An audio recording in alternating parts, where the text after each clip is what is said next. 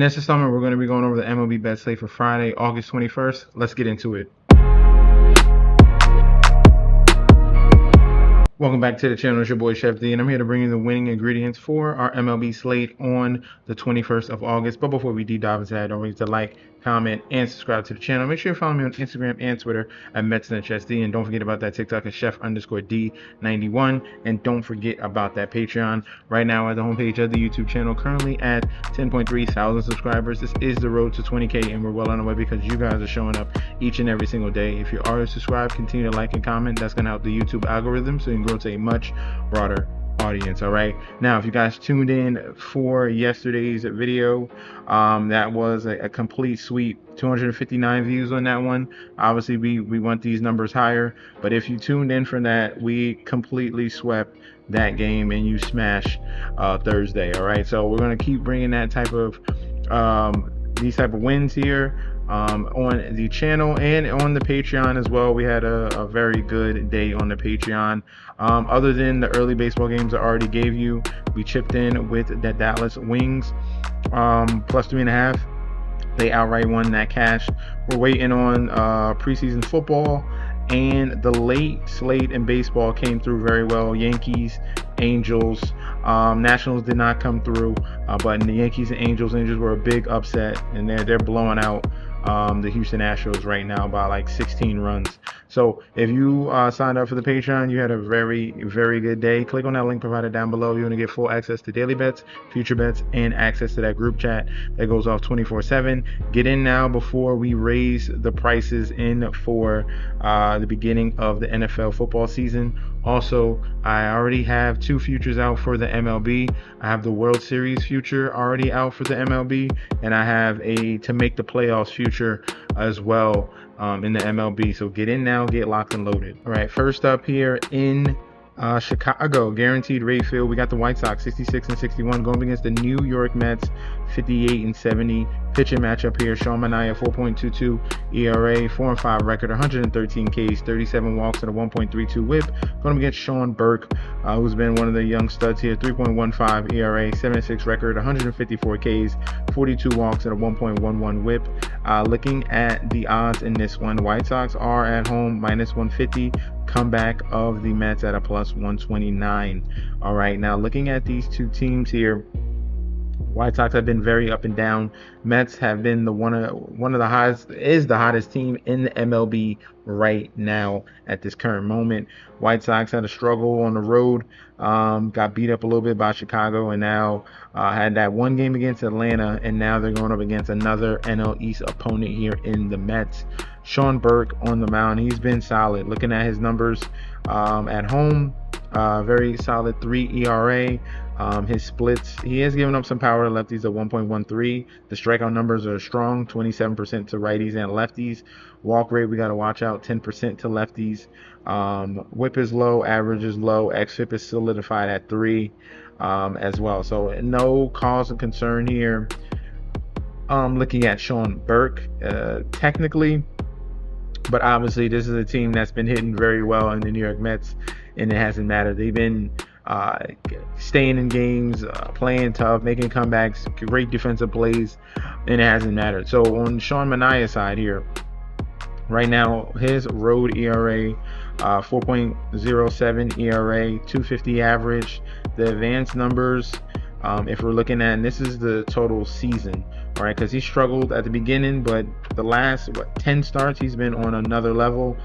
So you got to take these numbers with a grain of salt. The strikeout numbers have improved, 20% to lefties, 20% to righties. Overall, 10% walk rate, 270 batting average against righties, a 1.32 WHIP against righties, a 4.42 xFIP. But if we're looking at Sean Manaea in his last stretch here, this gives you a better idea. All right, he's going 6 innings. He's going deeper into matchups. He's facing tougher opponents, keeping the team obviously in the game, as you can see. Strong performance against the Dodgers. Strong performance against Atlanta. Cleveland was another win. Pittsburgh was 7 innings and 11 Ks. Cleveland was 7 Ks, and then Washington was, he did give up earned runs. He stayed into 6 1/3. Stayed strong.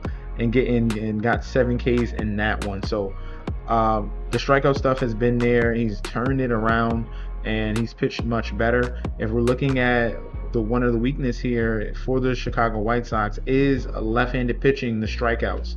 8th worst in the league. They've stroking out to lefties at 349 strikeouts. All right, a low average as well. They're middle in the league here, 17th overall in average against lefties. All in all, this is me telling you I'm staying with the hotter team here, the team with the momentum, and it'll have to take a crazy performance. Like literally, the only reason why the Mets lost against the Padres is because of Fernando Tatis. He took away a grand slam. He caught the ball over the fence, and then he hit 2 home runs. So it was that type of performance that it took. But here I gotta go with the underdog. You give me value on the Mets. Give me +1.5 main play, secondary play on the money line. Next up here in Citizens Bank Park, Philadelphia Phillies going up against the St. Louis Cardinals. Phillies 70-58, Cardinals 66-63. No line yet. They haven't opened the line yet for this one, shockingly, even though we got the 2 pitchers. So there could be some changes here. But as of right now, what we're going to go with, we got Jesus Luzardo on the mound, 11-5, 3.23 ERA, 1.15 WHIP. Going up against Hunter Dobbins, who's been solid here, 3-3 record, 3.42 ERA, and a 1.30 WHIP. In this one, I would imagine the Phillies probably, this shouldn't be in the -200s. They've been -200 in a lot of games prior the last week. This one here with a team over 500, Dobbins isn't a slouch. I would probably see the Phillies at a -150 to 160 with a comeback of the St. Louis Cardinals at a +120, +130 range. This matchup here, Dobbins, like I said, has been strong. 3.46 ERA in his small amount of time being up. He has given up power to righties and lefties, a 1.6 and a 1.8. The strikeout numbers are strong, 29% versus righties, that's really good, and then only 18% versus lefties. Got to watch out for walks, both over 10% walk rate to lefties and righties. That's not good. Average is low at 179 and 241. The whip is high against lefties at a 1.4. xFIP is solidified. He's supposed to be even pitching better to righties and lefties as well. So he's only getting better here in Hunter Dobbins. All right. Jesus Luzardo has been elite on the road, and this is a big sample size, 78 innings. Big sample size. On the road, at home, there's a different story. He's giving up some runs, and it's probably the home run per 9, and it is.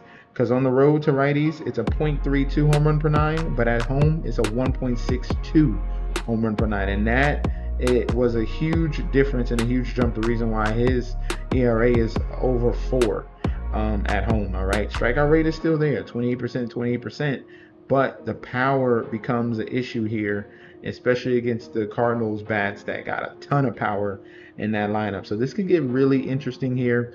I see an avenue for the underdog in the Cardinals. So main play, Cardinals +1.5. Secondary play would be Cardinals taking them on the money line. Next up here in Yankee Stadium, we got the Yankees 72-55 going up against the Blue Jays 63-66. Pitching matchup here, Cam Schlittler on the side of the Yankees, 2.19 ERA, 10-6 record, 189 Ks, 34 walks, and a .94 WHIP. Going up against the Blue Jays is either going to be a bullpen game. I already looked this up. Either a bullpen game or it's going to be Spencer Arrighetti. So we'll wait and see what they come up with. They might have a middle reliever start and then bring in Arrighetti as well and mix them in that way. But for if it's a bullpen game, this is one of the top 6-7 bullpens in the league, with the Toronto Blue Jays at the top, right next to the Mets. Shocking to see that. This is one of the reasons why the Mets is making the turnaround. Bullpen, save opportunities, all that's coming around there. So Toronto strong in that part, and if it's Spencer Arrighetti starting, he's good. All right, he's good. He can be Jekyll and Hyde. All right, he can have a stretch of good games and then get blown up for like 6-7 runs. All right, he definitely has that in his arsenal, but he has upside. He faced the Yankees one time already this year, seven innings, 1 earned run, 8 Ks, and that's the upside that we're talking about with Spencer Arrighetti. He had a very good ERA at the beginning. The first 3 months of the season, he had an ERA below 2.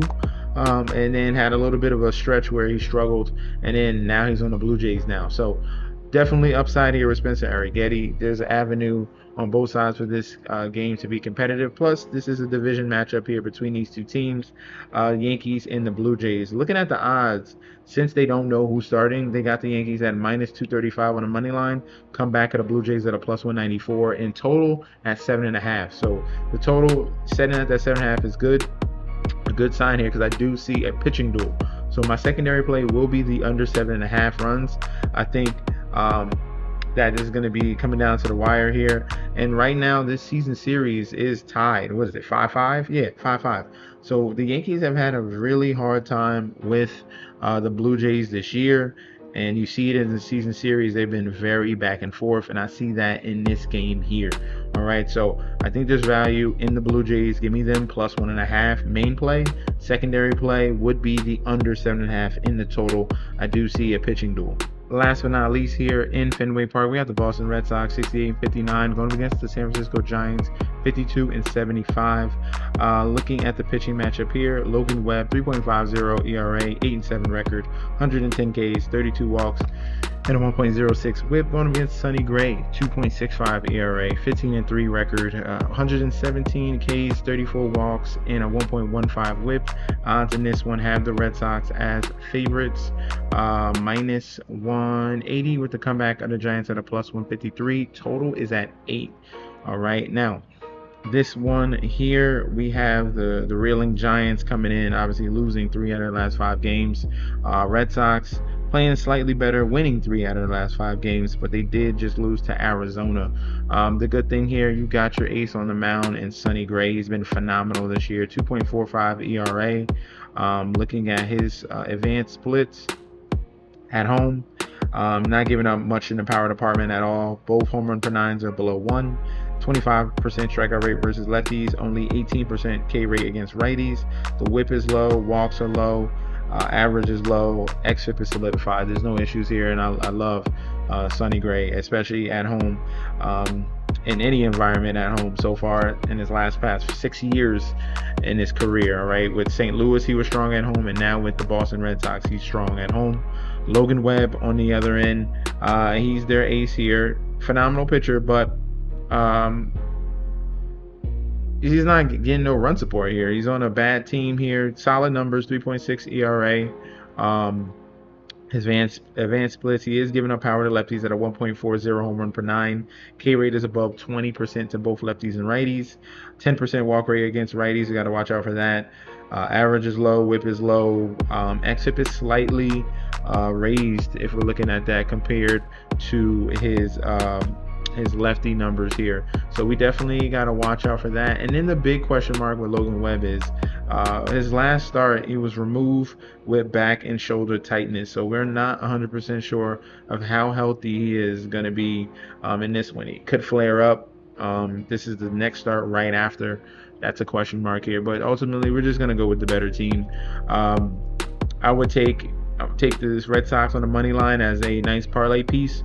Secondary play with the better value. Okay, if you want the better value, then you take the Red Sox minus the 1.5. But I like to play it safe sometimes here and just take the money line of the Red Sox. All right, that's going to be our breakdown for the slate on Friday. Let me know in that comment section down below if you agree or disagree. We can definitely debate about that one down in the comment section. Also, if you guys want to get locked and loaded with the Patreon, you click on that link provided down below. You're going to get full access to daily bets, future bets, and access to that group chat that goes up 24/7. This is your boy Chef D. I'll be back very soon, and peace out.